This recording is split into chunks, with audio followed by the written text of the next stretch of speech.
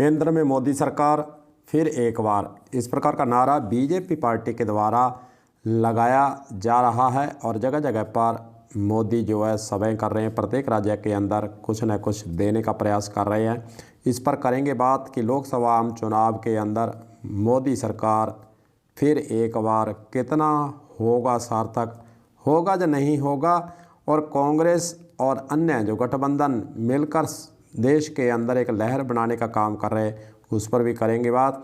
और बात करेंगे विधानसभा आम चुनाव 2023, 3 राज्यों में बीजेपी, 1 में कांग्रेस, वोट प्रतिशत कितना अंतर और क्या वर्तमान समय में क्यास जनता के द्वारा लगाए जा रहे हैं, इस पर करेंगे खुल के बात। तो बने रहें हमारे साथ।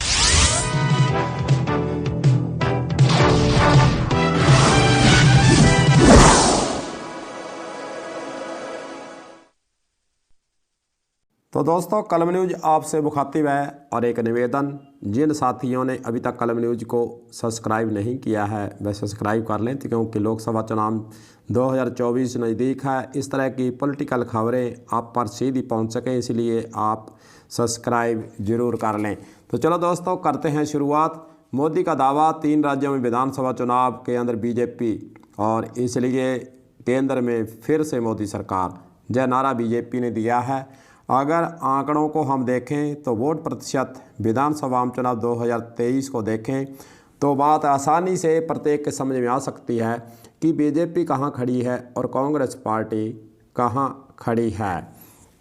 राज्यों में कांग्रेस और 3 में बीजेपी, एक राज्य में कांग्रेस है और 3 में बीजेपी विधानसभा आम चुनाव 2023 के अंदर जीत चुकी है। और इन राज्यों के अंदर कांग्रेस और बीजेपी के वोट प्रतिशत को देखें, जो तस्वीर सामने आती है वह देखनी जरूरी है।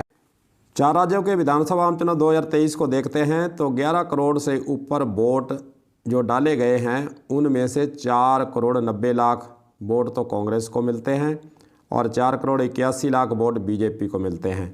अगर हम बीजेपी और कांग्रेस के विधानसभा आम चुनाव 4 राज्यों के वोट को देखते हैं तो थोड़ा सा अंतर ही आता है।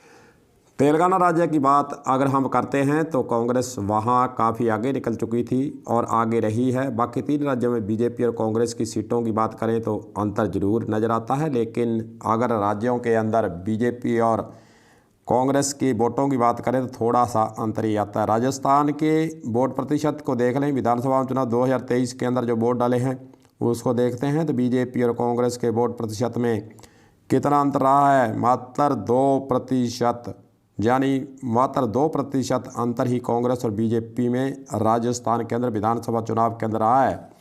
छत्तीसगढ़ के अंदर बीजेपी तथा कांग्रेस के वोट प्रतिशत में 4% अंतर रहा है।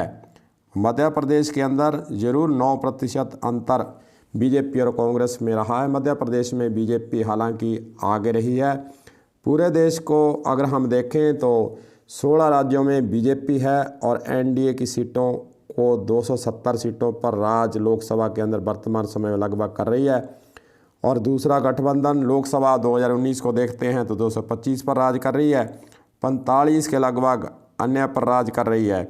और अगर हम वर्तमान समय के अंदर जो कयास लगाए जा रहे हैं लोकसभा आम चुनाव के अंदर क्या होगा, मोदी सरकार एक बार फिर मोदी सरकार का नारा और फिर मोदी सरकार के द्वारा प्रचार प्रसार, मोदी सरकार के द्वारा राज्यों को देने वाली सुविधाएं, तमाम ऐसे कयास जनता इस पर क्या सोच रही है, उसके बारे में भी थोड़ा इस वीडियो के अंदर हम जिक्र जरूर करना चाहेंगे।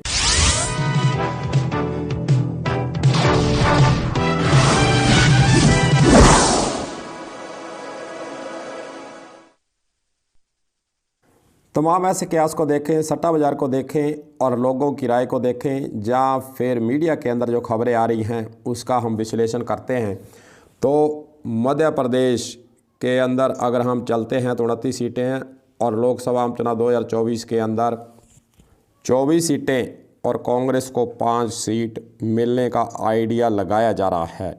छत्तीसगढ़ के अंदर 8 लोकसभा चुनाव की सीटें बीजेपी और 3 सीटें कांग्रेस को आती नज़र आ रही हैं। राजस्थान की अगर हम बात कर लें तो 25 लोकसभा सीट है। 2019 में 25 सीटों को बीजेपी ने झटक लिया था, कांग्रेस को कोई सीट नहीं थी, 0 थी, यानी राजस्थान के अंदर कांग्रेस सरकार में थी, राज्य के अंदर विधानसभा में जीती हुई थी, लेकिन लोकसभा आम चुनाव 2019 को नज़र डालते हैं तो कांग्रेस यहाँ एक और विधानसभा के अंदर कांग्रेस जीतती है, लेकिन लोकसभा चुनाव के अंदर सभी सीटें हार जाती है और 25 सीटों पर लोकसभा के अंदर 2019 के अंदर बीजेपी का कब्जा हो जाता है। इस बार की अगर हम बात करें क्यास जो लगाए जा रहे हैं कि 14 सीटों पर बीजेपी आ सकती है और 11 सीटों पर क्यास लगा रहे हैं कि कांग्रेस बाजी मारेगी। राजस्थान का जो आइडिया जो मीडिया के अंदर, सट्टा बाजार के अंदर, तमाम ऐसे आंकड़ों के अंदर अभी नज़र आ रहा है। तेलंगाना राज्य की तरफ अगर हम नज़र उड़ाते हैं तो वहाँ पर कांग्रेस को 9 और BRS को 7 और MIA को 1 सीट, बीजेपी को वहाँ पर कोई सीट मिलती अभी तक तो नज़र नहीं आ रही है। और भविष्य में क्या होता है यह गर्त में देखने वाली बातें हैं। गर्त के अंदर जो सभी तमाम ऐसी बातें छुपी हुई हैं। 82 लोकसभा क्षेत्रों का चुनाव अगर हम विधानसभा आम चुनाव 2023 को देखकर मानते हैं और अगर विधानसभा चुनाव 2023 के अनुसार वोट डल जाते हैं तो इन 4 राज्यों के हिसाब से अगर हम तो बीजेपी को 46 लोकसभा सीटों के अंदर लाभ मिल सकता है। हालांकि पिछली बार 65 सीटें इस प्रकार आई थी, कांग्रेस को 6 सीटें आई थी, तो कांग्रेस को अब वर्तमान समय के अंदर 28 सीट आ सकती है, जो कि विधानसभा आम चुनाव 2023 के वोट डाले गए हैं उसके अनुसार बीजेपी पार्टी जो सोच रही है और कांग्रेस पार्टी अपने हिसाब से सोच रही है कि उनको कितना कितना लाभ मिलेगा। अगर विपक्ष भारत के अंदर मजबूत रहता है, जो कांग्रेस और अन्य पार्टियों ने मिलकर बनाया है, तो लोकसभा आम चुनाव 2023 का परिणाम बदल भी सकता है, ऐसे कयास लगाए जा रहे हैं। अगर हम कर्नाटक राज्य की बात कर लें तो बीजेपी प्लस जनता दल जो उन दोनों का अलायंस हुआ है और 8+2 सीटें उनको मिलनी कयास लगाए जा रहे हैं और कांग्रेस को 18 सीटें कर्नाटक के अंदर जो है लोग बता रहे हैं, मीडिया बता रहा है 18 सीट कांग्रेस को वहां पर लोकसभा चुनाव 2024 के अंदर मिल सकती है। लोकसभा के अंदर विपक्ष के गठबंधन को देखें और विधानसभा चुनाव 2023 को देखें तो उसकी तस्वीर अगर विपक्ष एकता कर लेता है तो बदल सकती है। अगर राजस्थान विधानसभा चुनाव 2023 को देखते हैं, कांग्रेस ने सबसे बड़ी गलती जो की गई और गठबंधन के तहत कांग्रेस राजस्थान के अंदर अपना रुतबा नहीं जमा सकी, उसके पीछे जो कारण सामने आए हैं, जो लोगों के द्वारा चर्चा में आए कि राजस्थान के अंदर विधानसभा चुनाव 2023 में कांग्रेस अगर CPIM और अन्य पार्टियों से समझौता कर लेती, गठबंधन कर लेती, तो अगर CPIM पार्टी से गठबंधन होता तो 5 सीटें कांग्रेस की विधानसभा के अंदर आ सकती थी। भारतीय आदिवासी पार्टी का गठबंधन अगर हो जाता तो 5-6 सीटें उसमें आ सकती थी।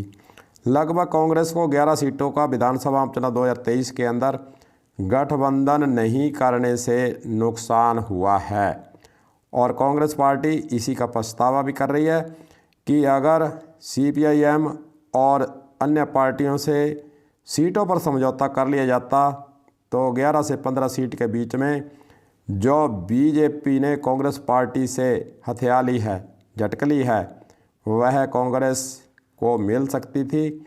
और जो रिपीट की बातें विधानसभा चुनाव 2023 के अंदर कांग्रेस पार्टी कर रही थी, उसको गठबंधन नहीं करने से नुकसान हुआ है। इसका विश्लेषण भी कांग्रेस पार्टी अपने स्तर पर कर चुकी है और वर्तमान समय के अंदर जो गठबंधन इंडिया अलायंस के अनुसार किया गया है, उसके अनुसार अगर बात बनती है, सीटों का बंटवारा सही होता है और जो गलतियाँ विधानसभा चुनाव 2023 के अंदर कांग्रेस कर चुकी है उसके अंदर अगर वे सुधार कर लेती है तो फिर बीजेपी पार्टी का सामना करने में कहीं ना कहीं जो अलायंस बनाया गया है, गठबंधन बनाया गया है, वह सक्षम हो सकता है। अगर एकता रहती है तो मोदी सरकार फिर से एक बार का नारा सार्थक होने से गठबंधन जो विपक्ष का है वह कुछ न कुछ खेला कर सकता है, अन्यथा मोदी सरकार फिर से एक बार का नारा जो दिया गया बीजेपी के द्वारा वह गठबंधन अगर सफल नहीं होता है, सीटों का बंटवारा सही नहीं होता है, तो फिर यह नारा सार्थक होते भारत के अंदर सभी को दिखता नज़र आ सकता है। देखते हैं, अभी वक्त है। लोकसभा आम चुनाव 2024 के लिए सीटों का बंटवारा बीजेपी कर रही है। कांग्रेस ने कम किया, 39 सीटों पर किया है। बीजेपी के द्वारा 195 सीटों पर कर दिया। दूसरी सूची जारी होने वाली है। देखते हैं पार्टियां अपने दम पर, अपने दमखम लगाकर कितना रुतबा लोकसभा चुनाव 2024 में सीटों के बंटवारे में कर पाती है, कितना खेला विपक्ष और पक्ष सीटों के बंटवारे के अंदर होने से बचा पाता है, कितनी नाराज़गी पुराने एमपी जो सांसद रहे हैं उनकी सीटों काटने पर होता है नुकसान, और नए चेहरे लाने पर कितना मिलता है फ़ायदा। तो वह बातें ऐसी देखने वाली होंगी। देखते हैं आगे होता है क्या। कलम न्यूज़ के लिए गुरदेव सिंह सैनी की हनुमानगढ़ से रिपोर्ट।